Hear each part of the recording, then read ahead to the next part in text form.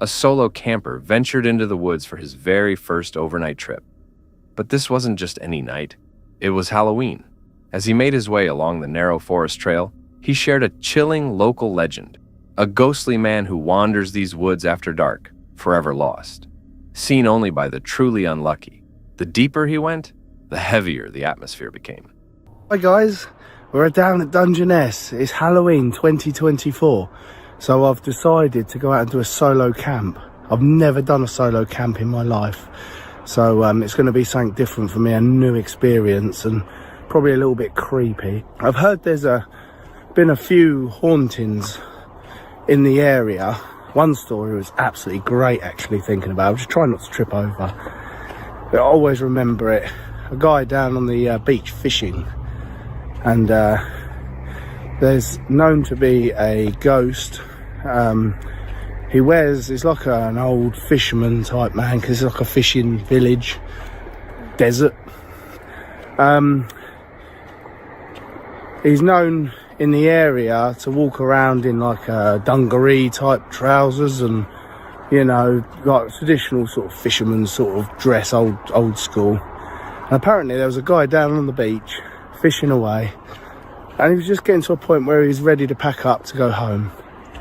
And he turned around and see a bloke standing there staring at him. Bearing in mind this is in the dark at night time, not midnight. And anyway, he sat there, he sort of spoke to the bloke a little bit. The bloke didn't answer, he just stood there staring. And he decided enough's enough, I'm going to leave. Turned around to look at the bloke again, and he'd gone. Well, this guy freaked out and he's rushed back to his car, and he's jumped in his motor, and he was too scared that he didn't even pack any of his fishing rods up or anything. By the time he found a small clearing to pitch his tent, the forest was unnervingly quiet as the sun slipped below the horizon. The silence seemed to press in from all sides.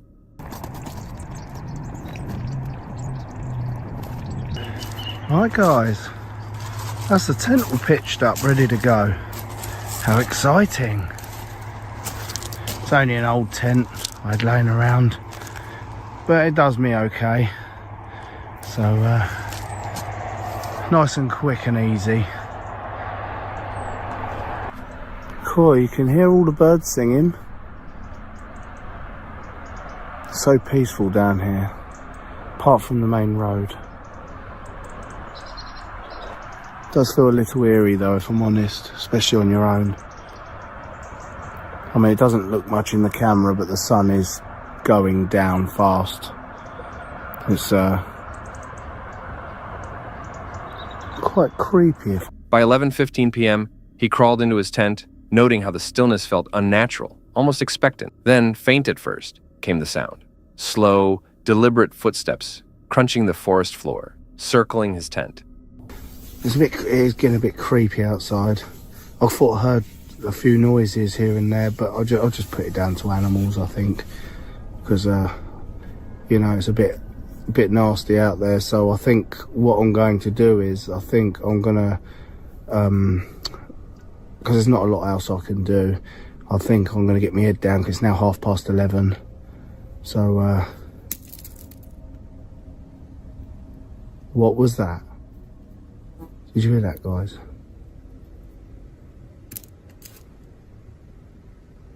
What the fuck was that? What was that noise? It sounded close to the 10. His pulse thundered in his ears as he grabbed his flashlight and stepped outside. Nothing, not a single sign of movement.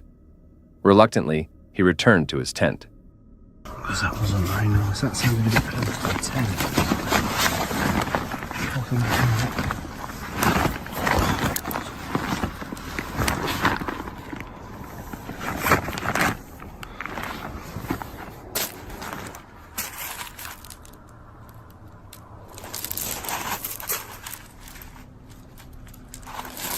Can't see anything, guys.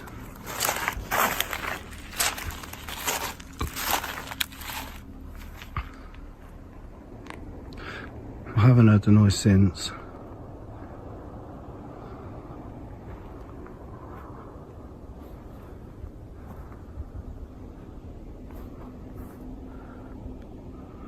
don't know, guys.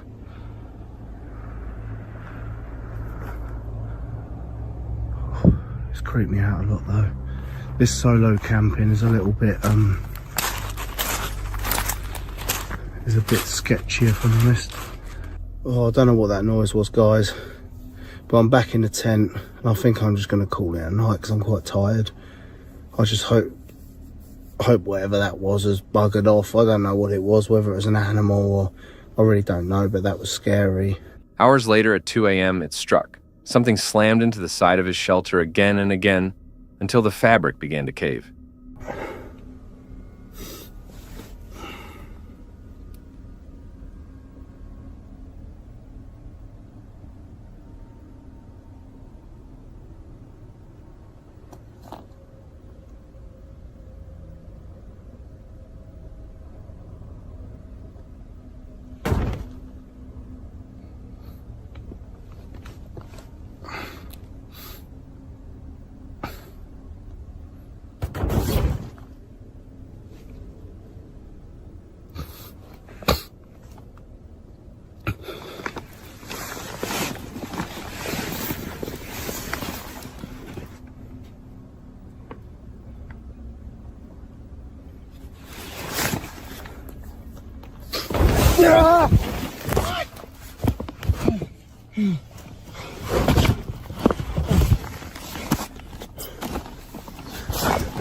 What was that, guys?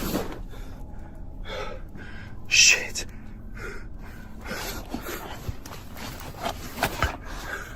Someone out there. Shit.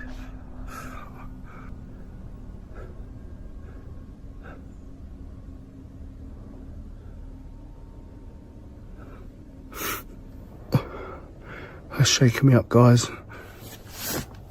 That's really shaking me up.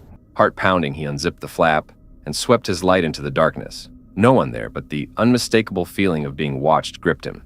That was enough. What the fuck was that?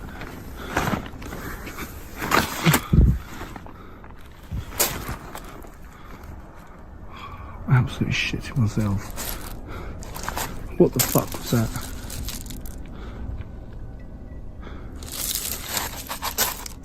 I can't do this, guys. I can't stay here. I cannot stay here, guys. I really can't. I don't know what the hell that was. There's someone here. There's got to be. There's someone here. Shit. I ain't hanging around here, guys. I've left my tent. I didn't pack it up in the end. I'm sorry about the head torch. I'm not turning that off. I'm not turning the head torch off. I need to see where I'm going and who's around me. Because,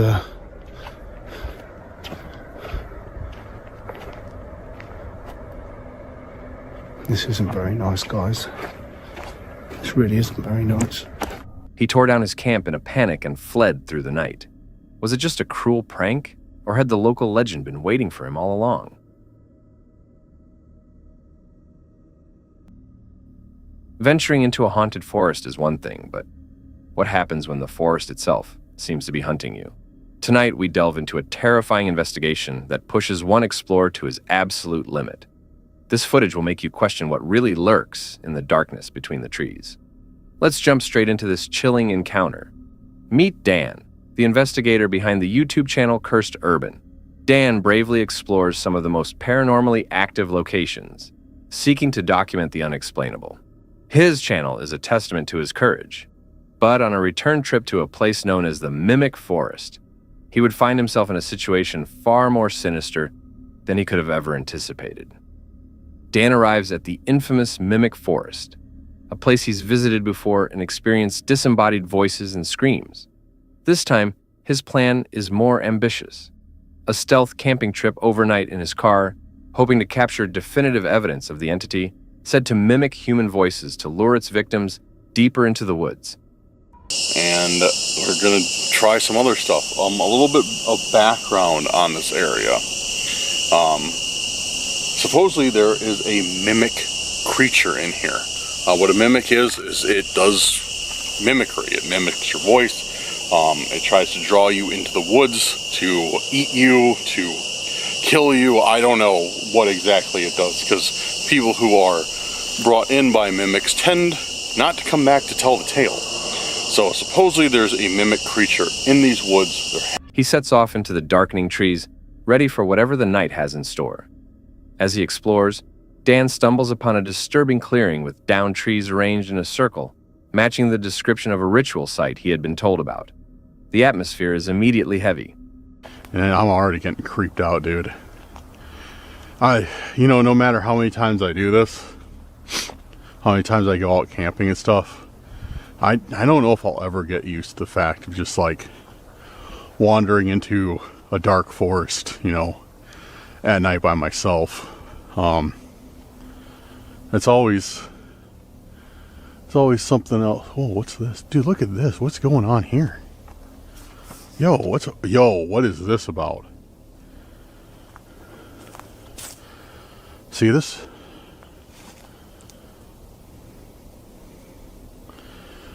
There's like this stuffing all shredded. I don't know, that's weird. Guys, let me know in the comments if you have any idea what this stuff is.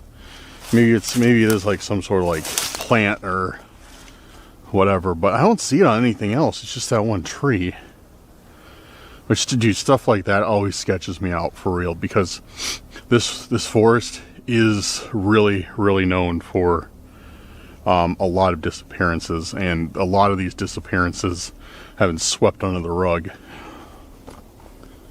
So, deciding this is the perfect spot to begin his investigation, he pulls out a Spirit Talker app, hoping to make contact with whatever spirits or entities reside there.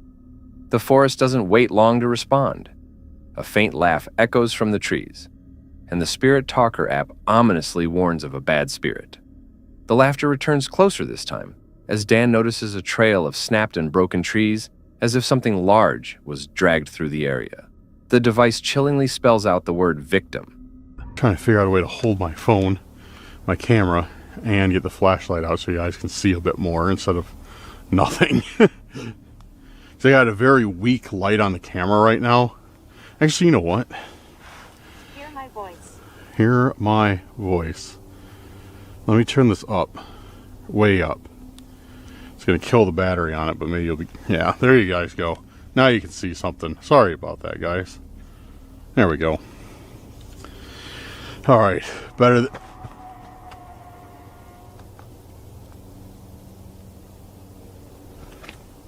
And then it said, hear my voice.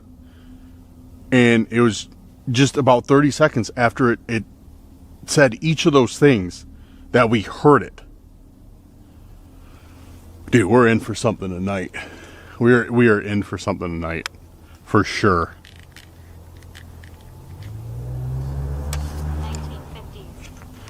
1950s.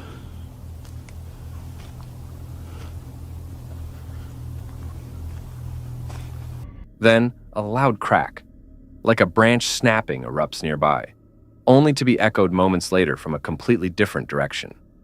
A classic sign of the mimic he came to find. Pressing on despite the growing sense of dread, Dan follows a path near the river, the source of the strange noises. What happens next confirms he is not alone. For a fleeting moment, he sees a pale white figure poke its head out from behind a tree, silhouetted by a distant light, before it vanishes without a sound.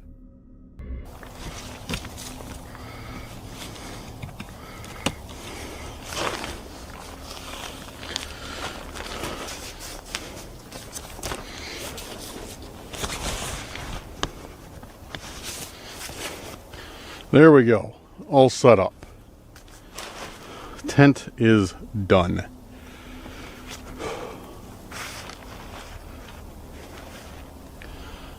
A lot easier than I remember. Alright, so tent's done. Sleeping bag needs to go in there. Put this stuff away before I lose something.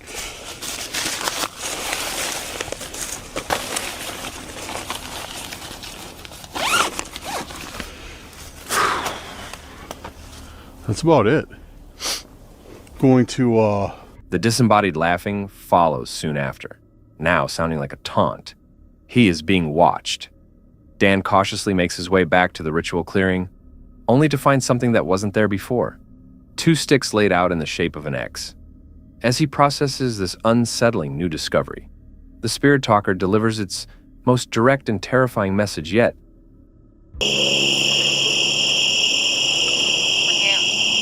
this was not here. This was not here.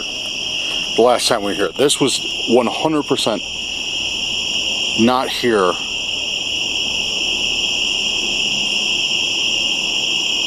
Before.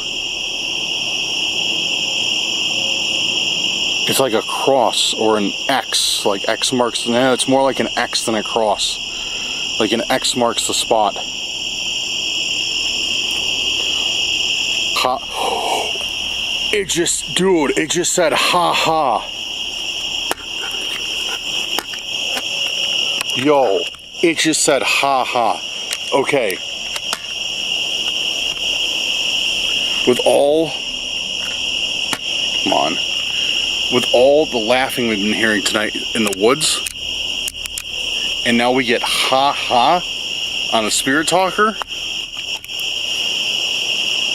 that's not a coincidence, dude. That is not a coincidence. The entity isn't just present, it's actively mocking him, confirming the laughter was meant for him all along. Feeling completely unsafe and hunted, Dan retreats to his car for the night, hoping the steel and glass will offer some protection. He manages to fall asleep, but is violently woken by the same chilling laughter he heard in the woods. Before he can even process what's happening, 2 loud, aggressive bangs strike his car windows, one on each side in rapid succession. Alright guys, I just woke up.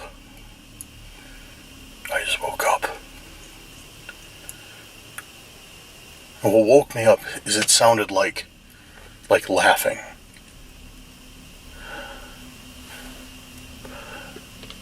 Sound like that same laughing I heard before, just way closer.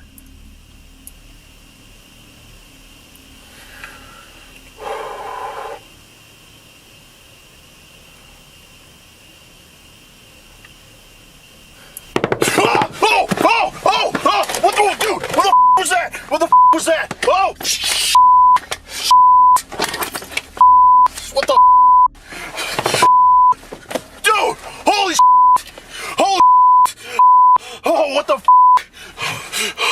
Oh, what the was that?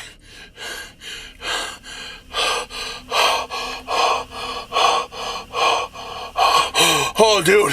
There's something outside the car. There's something outside this. Panic floods him as he realizes there is nothing and no one visible outside. The creature is right there with him. Terror overtakes him. Dan scrambles to pack his gear and get out of the forest as fast as possible. There is no question in his mind. He was being toyed with, hunted by something intelligent, malicious, and dangerously close.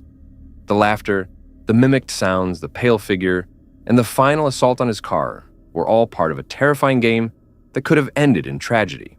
Some spirits are content to make their presence known with a whisper or a cold spot. The entity in the mimic forest, however, is far more aggressive and physical. It doesn't just want you to know it's there, it wants you to be terrified. Dan was wise to flee when he did, leaving the dark woods behind. One thing is certain, the creature is still out there, laughing and waiting for its next visitor.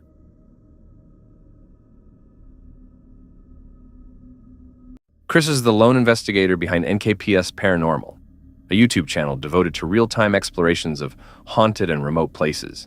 This time, he's back in a deep forest in Kentucky, an area he's visited before but never dared to spend the night alone. It's nearly 11 p.m. when he arrives. The thick woods are alive with night sounds, frogs, insects, the occasional distant snap of a branch. Chris mentions keeping a firearm and bear spray close at hand. But it's clear his concerns aren't about animals.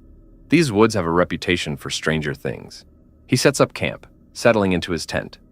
When the first oddities begin, the sounds of the forest fade away, dropping from a noisy chorus to complete silence in seconds.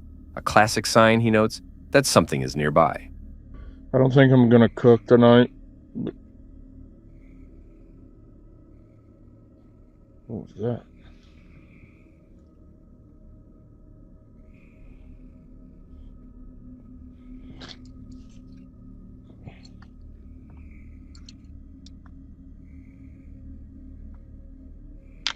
It's a weird squeaking noise. Like,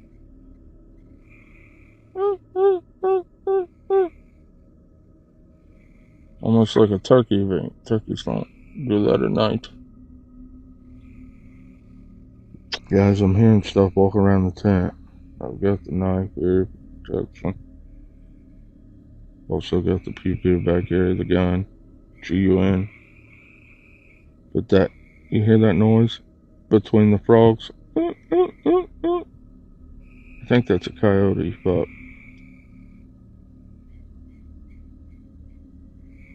hear that?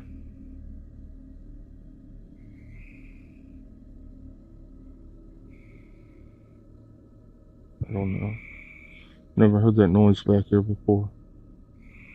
For a moment, the stillness hangs heavy, broken only by faint rustling and the occasional snap of a twig. Then, just as suddenly, the frogs return.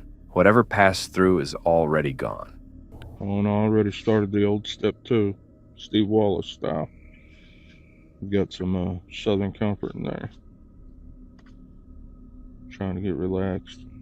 Trying to fill this area out. Listening to my surroundings.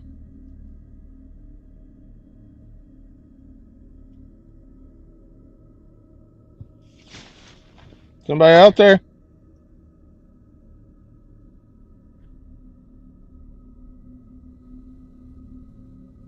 You heard them frogs? You heard how loud they were? Now it's quiet. Little bitty bugs, sure. Like you can hear them, like the cicadas, but By 2 a.m., Chris decides to test for activity. He sets up a Melmeter and REM pod beside him, activating the Spirit Talker app. Almost immediately, the devices begin reacting. For several minutes, he asks questions, receiving steady, intelligent responses, enough to convince him something unseen is with him. But the night's most disturbing moment may not be paranormal at all. well, I'm gonna give you all a few more minutes, and then we're gonna call this quit with this stuff. Then we're gonna go out and walk around and see what we can get into, see what we can find. And then we're gonna call it a night. Hey! Hey! What the fuck was that? Jesus Christ. Something just literally jumped on this tent. Despair. Who is out there?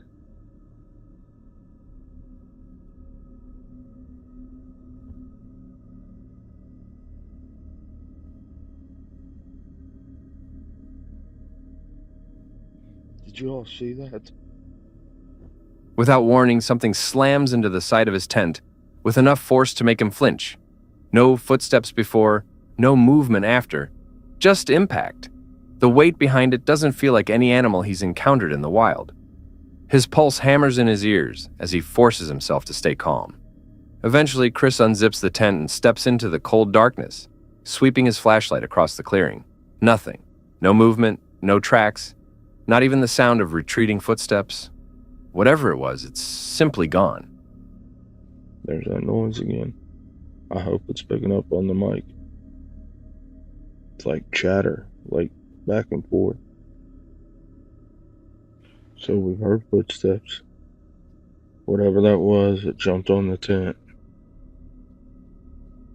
Now instead of the owl being down there, owl is up there hooting. Heard chatter from whatever that is. It's been a wild night. We got some good evidence on the spirit box. We were talking to somebody. The woods are quiet. They're dead right now. I hate to use that word, but it's dead silent. Whatever pushes the tent down had to have some weight to it. Calm down, Chris. Be logical. What could it be? But a branch drop and hit that. It didn't feel like a branch. I don't know, guys. I'm bewildered. I have no clue what jumped on my tent. I mean, what would jump on your tent? Or push on your tent? Whatever.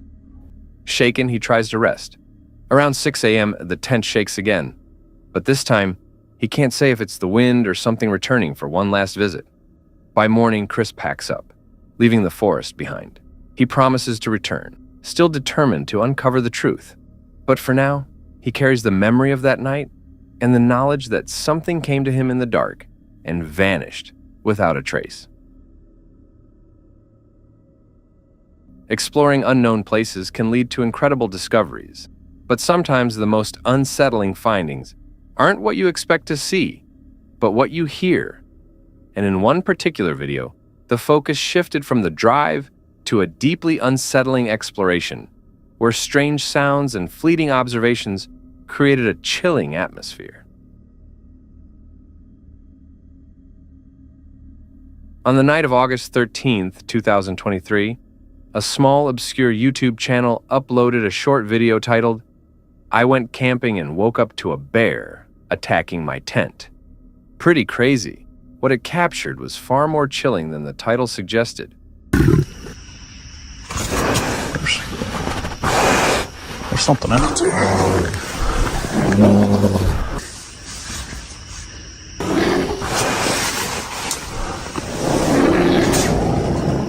The man behind the camera was simply trying to fall asleep, nestled in what should have been a peaceful, remote campsite, when a strange sound began to drift in from the darkness outside. At first, he assumed it was just another wild animal. But then, without warning, the noise surged, louder, sharper, deeply unsettling. As panic crept in, he switched on a light only to confirm his worst fear. It wasn't just any animal, it was a bear. The sound intensified. So did his fear. In a moment of desperation, he reached for his gun and aimed it toward the tent wall, toward the unknown. It was as if the noise had cracked something open inside him. A primal awareness. Pure survival. The video ends abruptly, cutting to black. Yet, the questions still linger. Was it really a bear stalking just beyond the fabric of his tent? Did it come closer? Did he fire? Or did the creature simply vanish into the night, leaving behind only silence and the echo of terror? And most haunting of all, did the man make it out alive?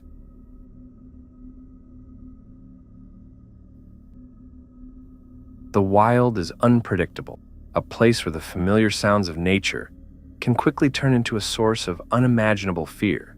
But what happens when you're all alone and the sounds you hear don't belong to any known animal? Tonight, we follow a solo camper whose peaceful night out becomes a terrifying ordeal. This footage is a chilling reminder that when you're in the woods, you are never truly alone. Let's meet Dan, the creator of the popular YouTube channel English Woodsman. Dan is a seasoned outdoorsman who thrives on the solitude and challenge of solo camping, documenting his experiences for his viewers.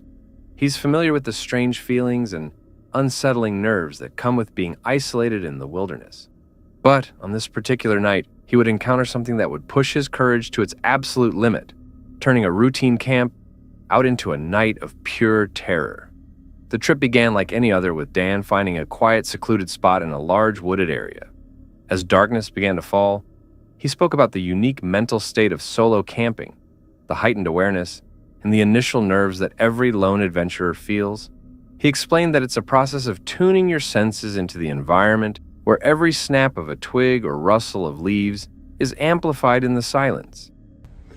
When you come camping with friends, 2, 3 of you, you sort of like, you don't have a nerve build up, you know, you're not a little bit aware of your surroundings because there's a small group of yourselves. You need just to switch off from your normal life, let's say, and you need to take in your surroundings, your noises, what you were, like I can hear a stream over that direction. Yeah, when you're solo camping, you really need to tune in. And you'll do it without realising anyway, but when you solo camp by yourself. I've done this for years, on and off by myself, and every time I still come out and I still need to feel that little bit of... As he prepared his gear for the night, a subtle but persistent sense of unease began to take hold. While setting up his camp and preparing his dinner, he started hearing faint noises from the edge of his campsite. He tried to brush them off, convincing himself that it was just his mind playing tricks on him, a common side effect of being alone in the vast, dark woods.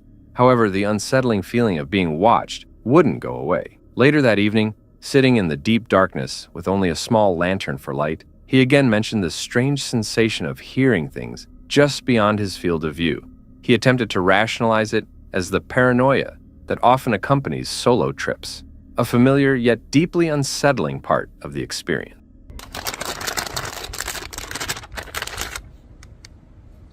I keep thinking like I heard something. I don't know. It's probably me. Letting my mind play tricks with me. I always keep thinking that I'm hearing something around. But when you're by yourself, your mind can't play. Finally deciding to get some sleep, Dan made a fateful choice. To block out the unsettling noises and calm his nerves, he turned off his light, put on some music, and sealed himself inside his bivy bag. But the peace was short-lived. I heard like a weird, like a sniffing noise, like a dog. Earlier we're on about if you're with somebody else, things like this won't bother you, and it's true.